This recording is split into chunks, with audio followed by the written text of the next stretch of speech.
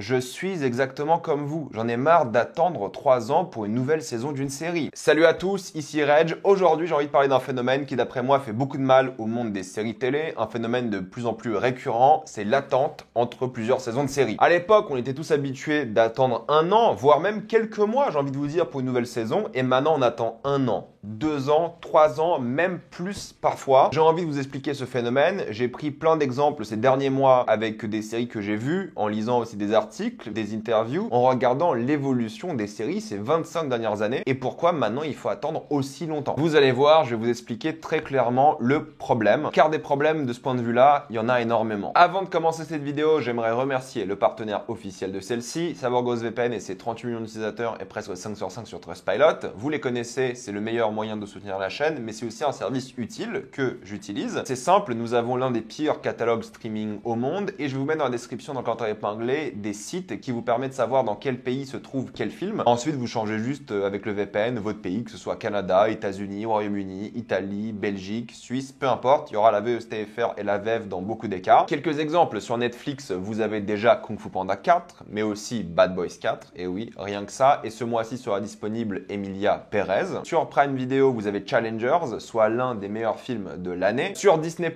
dès ce mois-ci, vous allez avoir Deadpool et Wolverine, mais vous avez déjà le nouveau film La Planète des Singes. Vous avez aussi Vice Versa 2, oui. Et sur Max, qu'il faut utiliser via l'application Max elle-même et non pas via MyCanal. Vous pouvez le faire même avec l'abonnement MyCanal. Vous avez déjà Horizon avec Kevin Costner, vous avez Civil War, vous avez Furiosa, vous avez Maxine, vous avez Trap, et même Le Garçon et le Héron, tout ça en 4K, c'est la fête. Pour les gros consommateurs de YouTube, comme moi, vous avez le droit à YouTube Premium pour beaucoup moins cher, donc pas de publicité, vous soutenez plus les créateurs, vos vidéos téléchargées en mode podcast, vous prenez un VPN dans un pays de l'Union Européenne parce que c'est beaucoup plus simple d'utilisation comme la Roumanie et la Bulgarie, ça sera moins cher et vous pouvez y arriver facilement, et si vous n'y arrivez pas, vous inquiétez pas, il y a plein de tutos disponibles en ligne. Vous serez en même plan de sécurité avec un VPN, que ce soit sur la Wi-Fi de l'université, de l'hôtel, de l'aéroport ou même de chez vous. Vous pouvez partager un compte avec 7 personnes au total, c'est disponible sur tous vos appareils préférés et c'est super simple d'utilisation, vraiment tout le monde peut le faire sans aucun problème. Vous pouvez essayer par vous-même quand vous êtes satisfait ou rembourser sous 45 jours et vous avez une assistance technique en français 24h7. Utilisez le lien dans la description, dans le commentaire épinglé afin de vous abonner à SavorGhostVPN et bénéficier de 83% de réduction plus 4 mois gratuits. Foncez sur l'offre. J'ai envie de commencer avec la chose la plus évidente qui a changé ces dernières années, c'est le mode de diffusion. On est passé d'un mode de diffusion en direct à la télé avec plein de chaînes différentes, que ce soit aux États-Unis ou en France, à un système en mode streaming qui inclut plusieurs choses. Ça inclut le binge-watching évidemment, mais surtout des épisodes plus courts. Je prévois une vidéo sur les épisodes plus courts de saison, pourquoi est-ce qu'on est passé des 24 épisodes de Lost aux 8 épisodes de Stranger Things. Je prépare vraiment une vidéo dédiée sur ça, même si forcément il y a un lien entre ces deux thématiques, mais je voulais pas faire trop de choses dans une seule vidéo. C'est vrai que The Wire, 13 épisodes, ça paraissait peu à l'époque. Mais maintenant, 13 épisodes, ça paraît comme une bénédiction. Aujourd'hui, une série dramatique qui a 13 épisodes, ça n'existe quasiment pas. Donc forcément, vu que maintenant on diffuse moins d'épisodes, on diffuse sur moins longtemps. Avant, les épisodes de série sortaient de septembre à mai, juin. Et ensuite, t'attendais que 4 ou 5 mois pour le retour de la série. Donc t'avais vraiment l'impression de passer l'été et bim, ta nouvelle saison de ta série préférée est de retour. Chose qui n'existe plus aujourd'hui. Genre, aucune série fait ça, quoi. Parce que de une, les épisodes sortent d'un coup, ou en binge-watching, et du coup, faut attendre à chaque fois 1 an, mais surtout que c'est plus possible. Le modèle ne le permet plus. Parce qu'à l'époque, ce qu'il faut savoir, c'est que les scénaristes qui travaillaient sur une série de télé, surtout qui avait 13 ou 24 épisodes, ils écrivaient rarement l'intégralité de la série. Ils avaient peut-être un outline, ils savaient comment ça commençait, ça finissait, d'accord? Mais les détails entre les personnages, les dialogues, les épisodes n'étaient pas tous écrits d'un coup. Parce qu'à l'époque, vu que tu avais 13 ou 24 épisodes, tu avais le temps de tourner ta série, de l'écrire et en même temps de la diffuser. Tu prenais forcément de l'avance au début, mais ça ne se fait quasiment plus aujourd'hui. Il y a des exceptions. Par exemple, Succession, la dernière saison, qui était écrite intégralement à l'avance, forcément, a pu tourner et diffuser la série en même temps. Mais franchement, ça se fait quasiment plus. Parce que justement, maintenant, les scénaristes doivent avoir l'intégralité de la saison écrite pour la diffuser sur maximum, allez, si t'as de la chance, 10 semaines. Si ta série fait 10 épisodes, et encore c'est rare, maintenant la moyenne, je dirais que c'est 8, comme ça de tête, pour les séries dramatiques en tout cas, mais même les sitcoms. Hein. Les sitcoms, on est passé de 24 épisodes à 12, 13, 14 grand max, tu vois. Ted Lasso, ça n'a pas beaucoup d'épisodes. What We Do in the Shadows, ça n'a pas beaucoup d'épisodes. Le game a changé. Du coup, les scénaristes ont beaucoup moins le temps d'écrire des saisons. Ils doivent avoir tout fini d'avance et ils doivent doivent faire le tournage pendant que rien n'est diffusé. Forcément, vu qu'ils écrivent en amont, tu te dirais, ok, bah ils vont écrire pendant le tournage la saison 2, mais ça marche pas comme ça. Et je vais vous expliquer dans quelques secondes pourquoi. Mais après, j'ai envie de vous dire, c'est assez anormal qu'une série comme Un Seul Dragon, qui a fini sa saison 2 de diffusion, je veux dire, là, en août, et qui a fini son tournage peut-être 6 mois avant, ce n'est pas normal que le scénariste, qui est souvent showrunner, du coup il gère plein d'aspects de la série, n'ait pas déjà commencé à travailler de manière très sérieuse sur la saison 3. Ton tournage est fini. Normalement, tu as plus de temps pour le faire. Alors oui, tu bosses sur plein de choses, surtout si c'est le showrunner. Le showrunner, pour ceux qui savent pas, c'est un peu le réalisateur d'un film, mais pour une série. Il doit gérer plein de choses différentes. Pas la réalisation des épisodes, je précise, sauf dans certains cas, mais il doit gérer toute la série parce que c'est son bébé. Voyez-le comme ça, même si j'ai un peu caricaturé. Normalement, il devrait avoir le temps, surtout quand s'adapter d'un bouquin connu, d'écrire quelque chose. Mais là, en novembre, à dernière nouvelle, il n'y a toujours pas de scénario pour la saison 3, dont le tournage commence en printemps. Donc là, vous attendez presque 9 mois pour commencer le tournage de la prochaine parce que les scénarios sont pas prêts. C'est l'une des raisons, hein, c'est pas la seule. Je vais vous faire un listing de toutes les raisons. Mais c'est pas normal qu'Euphoria, il faut attendre 3 ans pour un scénario. Ce n'est pas normal, vraiment. C'est ok d'avoir une panne d'inspiration, des choses comme ça, mais si t'as pas d'inspiration, tu fais comme toutes les séries au monde, tu dis qu'on verra. Mais sauf que Euphoria, ça a été renouvelé. On savait qu'elle allait avoir une saison 3. Et il y aura 5 ans d'attente entre les 2 dernières saisons d'Euphoria, entre la 2 et la 3e, 5 ans minimum. Pourquoi le scénario n'est pas prêt? T'as le droit de prendre du temps, trouver des idées, chercher plein de choses différentes, mais c'est pas normal que ça prenne autant de temps. Un bon exemple, c'est The Last of Us. Ok, on va attendre 2 ans pour The Last of Us saison 2, certes, mais les scénarios de la saison 2 étaient déjà en écriture pendant la diffusion de la saison 1, ce qui est un comportement normal. Et si il n'y avait pas eu les grèves scénaristes et acteurs, le tournage de la saison 2 aurait probablement commencé assez rapidement et on aurait attendu peut-être que 1 an et demi. Le souci, c'est qu'à l'époque, lorsque les Sopranos sortaient, les 2 dernières saisons des Sopranos, il y avait 2 ans d'attente, un peu moins, il y avait 1 an et demi d'attente entre les 2 dernières saisons. Donc il fallait attendre un moment. Mais c'était une exception, c'était pas la règle. Maintenant, on dirait que c'est la règle. Et encore une fois, je critique pas les scénaristes, je critique surtout le système qui les a mis dans cette situation. Les scénaristes, ils ont pas le temps d'écrire, ou alors ils mettent trop de temps pour écrire, ce qui peut être aussi un peu de leur faute, ça pour le coup. Mais même s'ils veulent prendre en compte les retours critiques de la saison 2, il faut que tout soit diffusé. Ensuite, l'équipe de scénaristes doit se réadapter à ce qui a été dit pour changer un peu et mieux faire la saison 3. Et je parle même pas des interventions des studios qui demandent aux scénaristes de changer plein de choses au dernier moment et des choses comme ça. Ça, c'est un autre débat et c'est de la faute des studios. Mais franchement, on est passé d'une économie qui tournait vite et rapidement en termes scénaristiques à une économie de série qui met v'là le temps aujourd'hui. Mais ça vient aussi d'un énorme problème qui sont les audiences. À l'époque, lorsque c'était en direct à la télé ou en rediff à la télé, peu importe, tu savais les audiences qu'avait fait ta série. Du coup, tu pouvais rapidement savoir si ta série marchait ou pas. Avant, le direct était hyper utile pour ça. Maintenant, vu que tout est en binge-watching et sur les plateformes, le direct ne vaut quasiment plus rien. HBO, aujourd'hui, qui fait 2 millions de téléspectateurs sur le dernier épisode du Pingouin, c'est excellent pour eux. Alors qu'à l'époque, ils faisaient beaucoup plus sur plein de séries différentes en direct. Parce que maintenant, les gens ne regardent plus en direct. Les gens regardent, sauf pour les séries phénomènes, comme Un Seul Dragon, les gens regardent en streaming. Mais comment est-ce que tu juges les audiences du streaming? Eh bien, c'est beaucoup plus compliqué. Pourquoi? Parce que le direct, c'est facile. Ok, les gens étaient pointés à X moment pour l'événement hebdomadaire, c'était nickel. Maintenant, peut-être les gens vont attendre la fin de la saison, vont peut-être regarder 3 jours après. Faut faire des calculs sur les 28 jours, comme le fait souvent Netflix. Parfois, tu vas juger juste le premier week-end d'une série qui sort. Parfois, tu vas juger les mois d'après. Les algorithmes, le taux de rétention et toutes ces choses-là vont complètement changer la manière dont tu calcules les audiences. Et pour faire un choix sur une série, si elle n'est pas un carton colossal dès le premier week-end, elle ne sera probablement pas renouvelée. Ou alors, c'est un énorme risque. Du coup, les plateformes, encore une fois, surtout celles qui sont basées sur les audiences streaming, genre Netflix, Apple, Prime, parce que HBO, la différence, c'est qu'ils font beaucoup de directs, toujours. Et même si ça fait moins d'audience, au moins ils peuvent comparer à l'ère avant streaming et après streaming. Du coup, ils ont un bon comparatif tout de même. Mais dans tous les cas, ils mettent plus de temps pour renouveler une nouvelle saison. Je veux dire, Industry, ça a été renouvelé après la fin de la diffusion de la saison 3. Donc, si tu n'as pas le feu vert pendant un moment, toi, en tant que scénariste ou créateur de ta série,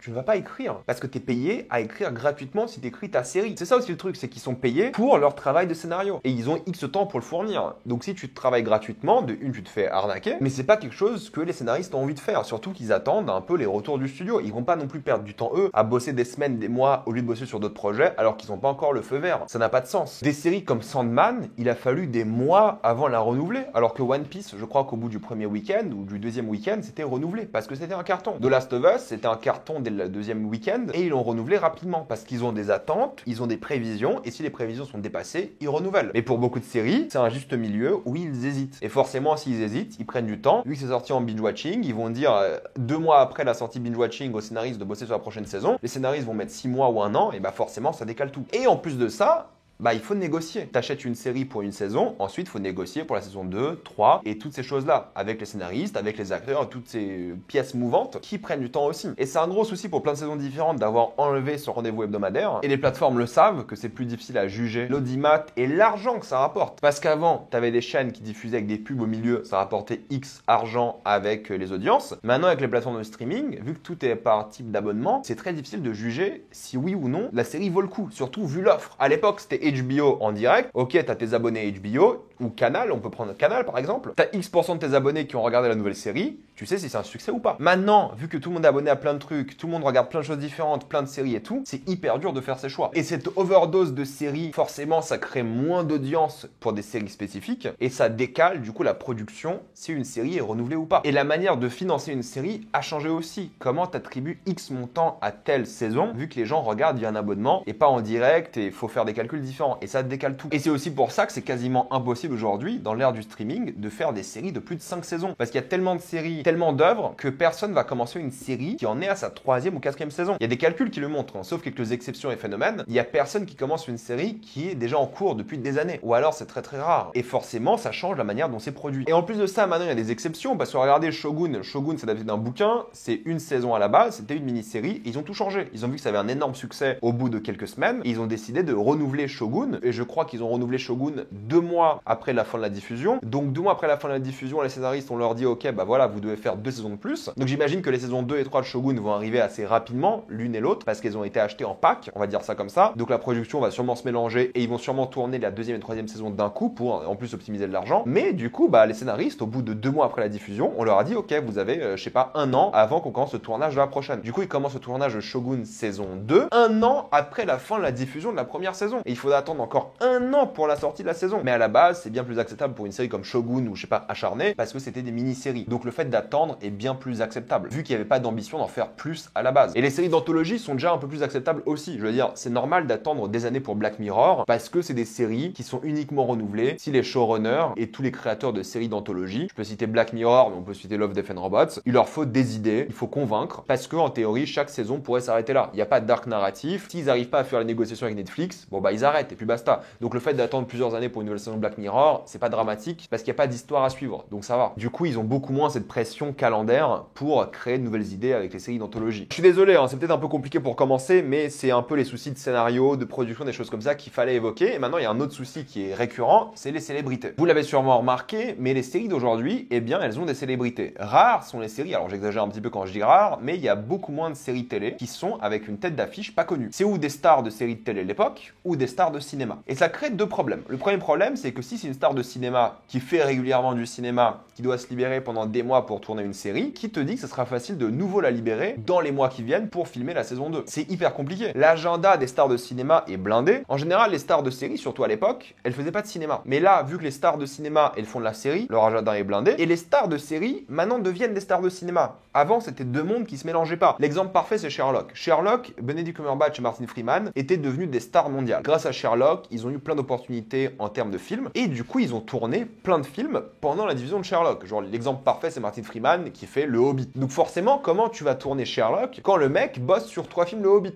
Et pareil pour Benedict Cumberbatch qui a fait plein de films. C'est la même chose. Et ça arrive souvent. Maintenant, pour attirer des gens sur tes plateformes de streaming et tes séries, il faut mettre une star de cinéma. Et maintenant, les stars de série vont faire des films et vont difficilement revenir pour ta saison. L'exemple parfait serait Euphoria, mais le problème d'Euphoria, c'est pas les célébrités, parce que les célébrités sont dispo, apparemment, mais c'est le scénario. Mais imaginez que si les scénarios étaient prêts, ça aurait été une galère de trouver le temps pour mettre toutes ces célébrités dans Euphoria saison 3. D'ailleurs, à parté, mais maintenant, 5 ans après la saison 2 d'Euphoria, quand la saison 3 sortira, on sera avec l'un des castings les plus impressionnants de l'histoire de la télé. Quasiment tout le monde d'Euphoria est devenu une star de cinéma. En vrai, en termes de disponibilité, c'est un enfer aussi, et les séries le savent. Et le gros truc qui a explosé, et ça c'est le truc le plus évident que tout le monde dit, c'est le budget. Le souci, entre guillemets, des séries d'aujourd'hui, c'est qu'elles ont de la mise en scène, elles ont des effets spéciaux, elles ont des costumes de malades, elles ont des décors, et maintenant, pour beaucoup des plateformes de streaming, il faut avoir une série porte-étendard qui va coûter super cher. À l'époque, ce qui coûtait cher, et c'est encore le cas aujourd'hui, c'est les salaires des gros acteurs. Il y avait des séries comme Friends qui coûtaient des millions et des millions, alors qu'en vrai, en termes de production, il n'y a rien. Tu vois, il n'y a pas de décor, pas d'effets spéciaux, il n'y a que dalle. Mais ça rapportait tellement d'argent, et du coup, les acteurs s'engraissaient tellement, et je dis pas ça de manière négative, qui kiffent. Mais aujourd'hui, les acteurs sont de une moins bien payés que ces énormes succès, parce que c'est moins des succès qu'à l'époque, les séries, c'est vrai. Les séries ont moins de saisons, et plus il y a de saisons, plus les acteurs négocient, mais bon, c'est un autre débat, ça. Mais surtout, du coup, maintenant, il y a beaucoup plus d'argent à mettre dans tout le reste. Et ça coûte beaucoup plus cher. Et qu'est-ce qui coûte cher? C'est pas le fait de bâtir des décors. Oui, c'est cher. Le matériel et tout. Mais ce qui coûte toujours cher dans le cinéma, dans les séries, c'est les salaires. Maintenant, vu que t'as plein de gens à embaucher pour faire les effets spéciaux, pour faire des décors de malades, 1000 figurants, ça coûte une blinde. Malheureusement pour eux, c'est pas les figurants qui coûtent cher. Mais si tu dois bosser 1 an et demi sur les effets spéciaux d'une seule saison de série, les budgets explosent et c'est pas faisable, surtout avec les effets spéciaux, de sortir une série rapidement. Les séries d'aujourd'hui rivalisent les films en termes techniques. Alors je dis pas que c'est mieux que des films, hein, en termes de mise en scène surtout parce qu'il y a souvent des lacunes, mais d'un point de vue visuel de grand spectacle, beaucoup des séries aujourd'hui, surtout les séries les plus populaires, sont des énormes machines à budget qui coûtent extrêmement cher. Je veux dire, vous regardez les séries les plus populaires, il y en a énormément qui coûtent très très cher. Alors qu'à l'époque, en théorie, ça coûtait pas si cher de ça de les faire, sauf les salaires des acteurs. Mais du coup, l'argent était réparti différemment. Vous voyez ce que je veux dire? Sauf que les acteurs, ils jouent et puis basta. Mais maintenant, les équipes d'effets spéciaux, les gars qui vont construire les costumes, ça prend des mois, voire des années pour une seule saison. Est-ce que c'est la faute de Game of Thrones? Oui. Totalement. Et je dis ça dans le bon sens du terme, mais Game of Thrones aussi, regardez à l'époque. Ils avaient de temps en temps un épisode avec beaucoup d'effets spéciaux, mais sinon, ils avaient grosso modo juste des dialogues dans des endroits stylés. Des endroits souvent en extérieur, ils ont trouvé des lieux de tournage, et c'était des beaux endroits, et tout était en intérieur, et c'était juste des dialogues. Et plus on avançait dans les saisons, plus il y avait besoin de faire des batailles, plus il y avait besoin de faire des duels, et là, le budget a explosé. Et pareil pour le temps d'attente entre les deux saisons, regardez les 2 dernières saisons de Game of Thrones, je crois qu'il y avait 1 an et demi et 2 ans d'attente, pourtant il y avait moins d'épisodes. Parce que oui, chaque épisode de Game of Thrones était un film. Et on parle de Game of Thrones parce qu'il y avait un gros budget, mais des séries comme Breaking Bad, rappelez-vous tous, ceux qui regardaient en live Breaking Bad, la dernière saison, la 5e, il y avait 1 an d'attente entre la partie 1 et 2. 1 an d'attente entre 2 parties d'une saison, c'était une anomalie à l'époque. Moi je me rappelle, et je le dis souvent cette histoire, lorsque j'ai vu le fameux cliffhanger de Breaking Bad, et que je savais que je devais attendre 1 an et pas juste quelques semaines ou quelques mois, j'ai halluciné. Parce qu'en fait, oui, c'est des séries qui ont besoin de temps d'être écrites, et même en termes de budget, Breaking Bad avait explosé. Sans même parler des acteurs qui étaient devenus des célébrités, toutes ces choses-là. Donc il fallait beaucoup plus de temps entre les épisodes. Et c'est pas juste fait pour faire monter la hype. Il y a des séries qui prennent un peu de pause pour faire monter la hype, mais pas totalement. Les studios, ça les arrange d'avoir leur argent rapidement aussi. Donc maintenant, toutes les grosses séries ont plein d'effets spéciaux, il y a plein de personnes qui bossent dessus, c'est des surproductions blockbusters hollywoodiennes qui coûtent 100, 200, 300 millions par saison, c'est des budgets énormissimes, des budgets de films, ce qui n'était pas du tout possible à l'époque. Maintenant, ça l'est, mais vu qu'il y a beaucoup plus d'argent dans le streaming, il y a plus de séries où ils tentent des trucs, mais beaucoup plus qui sont annulés. Bref, c'est tout un système qui est hyper aléatoire, t'as l'impression. Mais en tout cas, une plateforme aujourd'hui a besoin de quelques grosses séries à gros budget. Mais c'est paradoxal parce que pas toutes. Quand vous regardez Ted Lasso c'était le carton, je pense que ça l'est encore, numéro 1 de Apple All Time. C'est une sitcom avec quasiment pas d'effets spéciaux. Et ça n'existe quasiment plus. C'est pour ça aussi que Ted Lasso va revenir, c'est qu'Apple ont besoin d'un truc qui accroche les gens. Et Ted Lasso en faisait partie. C'est devenu un phénomène planétaire ces dernières années. HBO, ils ont The Last of Us, House of Dragon. Netflix, ils ont Stranger Things et ils forcent en trouvant un autre Stranger Things parce que sans Stranger Things, ils ont plus rien, entre guillemets, de gros porte-étendards. Donc chaque plateforme cherche son truc. Genre Prime Video, c'est The Boys. C'est pour ça qu'ils forcent avec The Boys à faire plein de spin-offs et des choses comme ça. Après, il y a des miracles. Je veux dire, chez Apple, Silo qui commence le tournage de sa 3e saison avant même que la 2e saison soit diffusée et même officiellement renouvelée, c'est un miracle. Mais avant, on faisait beaucoup de ça aussi. Quand ils savaient qu'ils allaient renouveler quoi qu'il arrive, ils faisaient ça. Maintenant, c'est trop risqué de renouveler en avance. Ça se fait quasiment jamais, sauf si t'es Apple et t'as du pognon illimité et infini, quoi. Mais même Apple, attention, parce que là, ils jettent du pognon, mais dans les années qui viennent, ils vont réduire aussi. Et sans même parler de l'animation. L'animation aujourd'hui n'a rien à voir avec l'animation de l'époque. L'animation aujourd'hui coûte extrêmement cher. Regardez, Arcane, c'est 250 millions pour les 2 saisons et il fallait 3 ans pour faire les 2 saisons, voire plus si on compte les années de la première saison et avant. Donc imaginons qu'il fallait 5-6 ans pour faire Arcane. Mais c'est logique, un film d'animation, il faut 3 à 4 ans pour le faire, ça prend 2 heures. Arcane, ça va être quoi, 6 heures j'imagine de contenu, voire plus. Un budget colossal, l'animation prend du temps. Et c'est pas que Arcane, parce qu'Arcane est une exception, c'est la série d'animation la plus chère de l'histoire. Mais Blue Eye Samurai, je pense pas que ça sortira tous les ans. X-Men 97 non plus, parce que l'animation prend du temps. Et c'est aussi à cause de ça. Les épisodes aujourd'hui ne durent plus 20 minutes, ils durent en général 45 minutes, 1 heure, 1h15. Plus les épisodes sont longs, plus ils prennent du temps à être faits. plus il coûte cher et plus c'est difficile à organiser. Il y a de l'action, de la mise en scène, des enjeux visuels, il y a une envie de faire du blockbuster, ça prend beaucoup de temps. Et tu peux pas te permettre d'avoir plus de 8 épisodes par an ou alors disons 8 épisodes tous les 2-3 ans. Il y a aussi un autre problème que pas beaucoup de personnes citent, mais c'est que maintenant, il y a beaucoup de réalisateurs de films et scénaristes de films qui font des séries. Maintenant, les séries sont un peu devenues des longs films. C'est pour ça qu'une saison dure 6 à 8 heures. C'est un film qui a été entre guillemets étiré. Parce que c'est souvent des mecs qui font des films qui font des séries aussi. C'est pas toujours le cas, je précise. Mais quand c'est Ryan Johnson qui participe à Poker Face, qu'il écrive un whodunit en 2 heures pour ses films, ok. Mais là où il faut écrire, il est pas tout seul. 8 heures d'une série, c'est bien plus compliqué pour beaucoup de personnes. En fait, à l'époque, il y avait des scénaristes de films et des scénaristes de séries. C'était pas la même chose. Et maintenant, les deux mondes se mélangent. Il y a des scénaristes de séries qui font des films et inversement. Sauf que les scénaristes de films, ils ont pas l'habitude de bosser sur des scénarios de séries parce que c'est complètement différent. Mais les plateformes ont envie d'avoir des réalisateurs de films qui font des séries en termes de popularité, tout simplement aussi. C'est comme avoir des stars de cinéma qui font des séries. Et d'ailleurs, pendant un long moment, il y avait uniquement 1 ou 2 scénaristes par saison parce qu'il y avait le showrunner qui gérait tout ça et il embauchait quelques personnes, voire il écrivait tout seul. Mais à la base, dans les séries, t'es pas censé écrire tout seul. Normalement, il y a un showrunner, comme je vous l'ai dit, une sorte de réalisateur des séries, qui embauche des scénaristes qui vont écrire pour lui. Un showrunner, si vous regardez les génériques de chaque série, vous regardez le showrunner et vous regardez le nombre d'épisodes que eux ont écrit, il n'y en a pas beaucoup au final. Il y a des exceptions, évidemment, et c'est ça le souci, c'est que maintenant il y a de plus en plus de showrunners qui écrivent tout ou quasiment tout. Mais en réalité, non, il faut déléguer normalement. Il faut dire, ok, bah moi j'ai la trame principale et les autres vont m'aider à écrire. Une série normale, il y a un showrunner et je sais pas 4 scénaristes. Et depuis la grève d'ailleurs, ils obligent d'avoir minimum, je crois, 3 à 5 scénaristes par série en fonction du nombre d'épisodes. Et chaque personne écrit, avec la connaissance qu'il a de la série évidemment et des règles du showrunner, écrit 1 ou 2 épisodes sur les 10. Ça a toujours marché comme ça parce que ce travail de délégation était important. Chose qui se fait de moins en moins. Alors ça revient pour le coup comme je vous l'ai dit, mais pendant un long moment, il y avait que quelques personnes qui écrivaient et forcément ça prend plus de temps aussi. Mais la question qu'il faut se poser, c'est que même si ça prend du temps, pourquoi est-ce que Squid Game saison 2, il faut 3 ans pour la sortir, alors que c'est le même showrunner, il a sûrement embauché des scénaristes par la suite, alors qu'à la base c'est lui qui avait tout fait, je crois, ou presque. Pourquoi là il faut attendre 3 ans pour une saison qui ressemble à la même chose que la saison 1? C'est une vraie question à se poser. Parce qu'il y a des exceptions. Je veux dire, regardez Slow Horses, surtout les séries britanniques et en France aussi on fait des séries rapidement. Slow Horses, ils filment 2 saisons par an. Et parfois ils sortent même 2 saisons par an. La 5e saison de Slow Horses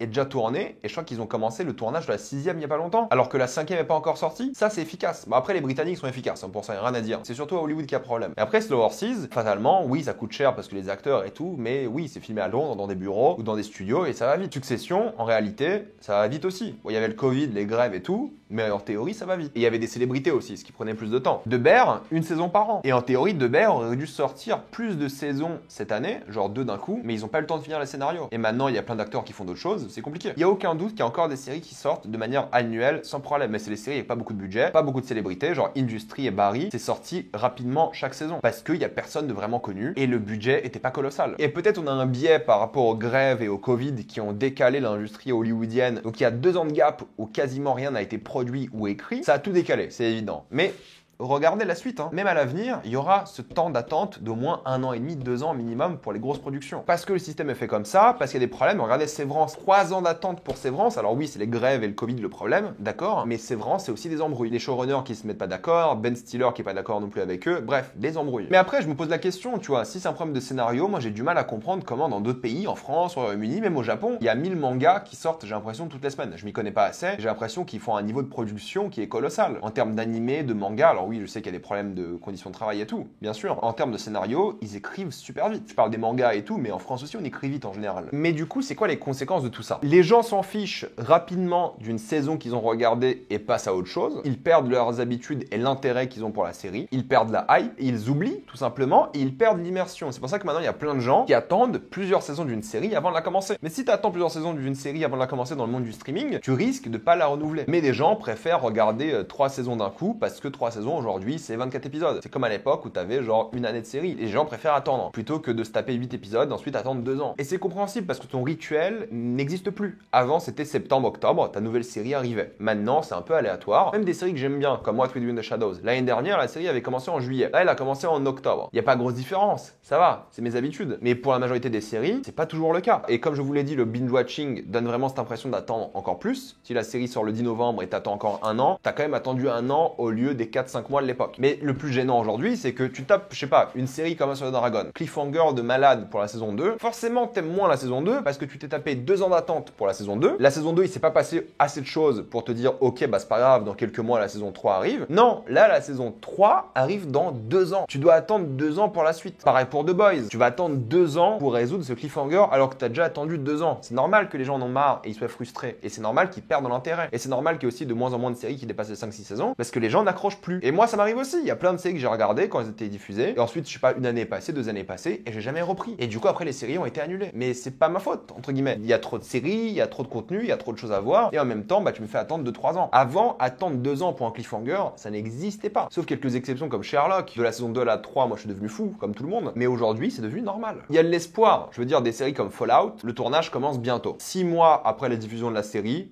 le début du tournage, c'est pas mal. Si le tournage finit dans 6 mois, allez, dans 1 an, peut-être la série sera sortie. Tu vois, 1 an et demi pour une série à gros budget qui cartonne, je trouve ça honnête. Au-delà d'1 an et demi, je trouve que c'est problématique. Et j'espère que les grosses productions vont se caler sur 1 an et demi. Mais je veux dire, attendre 1 an et demi pour une saison de 8 épisodes, bah ça fait chier aussi beaucoup de personnes. Surtout une saison que tu vas dégommer en 1 jour pour Fallout, tu vois. Et c'est ça la question qu'il faut se poser. Est-ce que les gens en ont vraiment quelque chose à faire des séries à gros budget? Alors oui, elles cartonnent. Il n'y a aucun doute là-dessus. C'est toujours les top tendances, audience, tous les trucs qui ont du budget, ça cartonne. D'accord. Mais on le voit aussi beaucoup avec le retour des séries de l'époque. Je sais pas, Lost sur Netflix, ça cartonne. C'est sorti à 20 ans Lost. Et pourtant, ça cartonne parce que les gens aiment le modèle 20 épisodes avec moins de budget. Et je dis moins de budget, mais Lost, c'était la série la plus chère de l'histoire à l'époque. Mais au moins, il y avait 24 épisodes. Et je me demande vraiment si les gens n'ont pas envie d'un retour à moins d'attente, même s'il faut faire moins de budget. Je veux dire, les saisons préférées des gens de Game of Thrones, c'est les 4 premières. C'est celles qui avaient le moins de budget. Pourtant, c'est celles que les gens apprécient le plus. Donc, est-ce que ce besoin de toujours aller chercher les effets spéciaux, le budget, est nécessaire? Et est-ce que les séries devraient arrêter la course au budget, la course aux effets spéciaux pour se concentrer sur le scénario, sur les dialogues, sur les personnages? Quand Dark est sorti tous les ans, on était content. Je crois que c'est sorti tous les ans, je sais même plus. Mais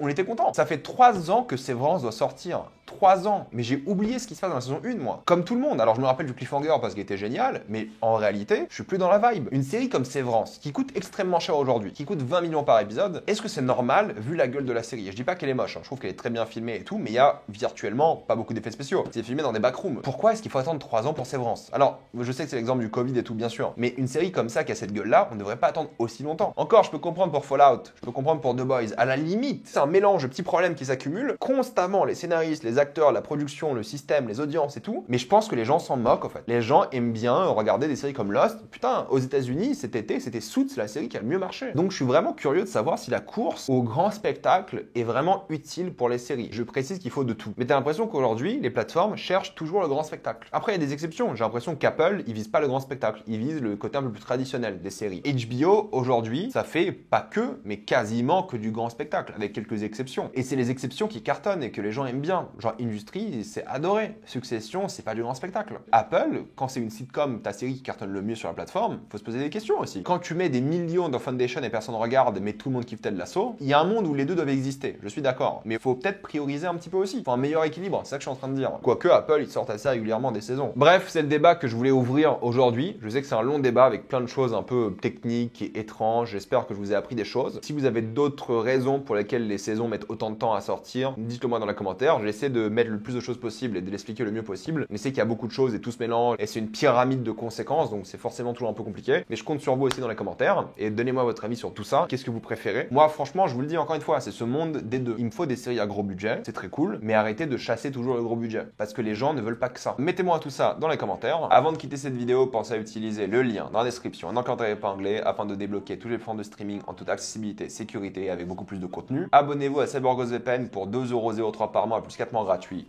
Foncez sur l'offre. Abonnez-vous à la chaîne pour voir les prochaines vidéos. Mettez un j'aime, ça aide beaucoup la chaîne. Suivez-moi sur tous mes réseaux pour plus de contenu exclusif. Et moi, je vous dis à la prochaine fois. Salut à tous.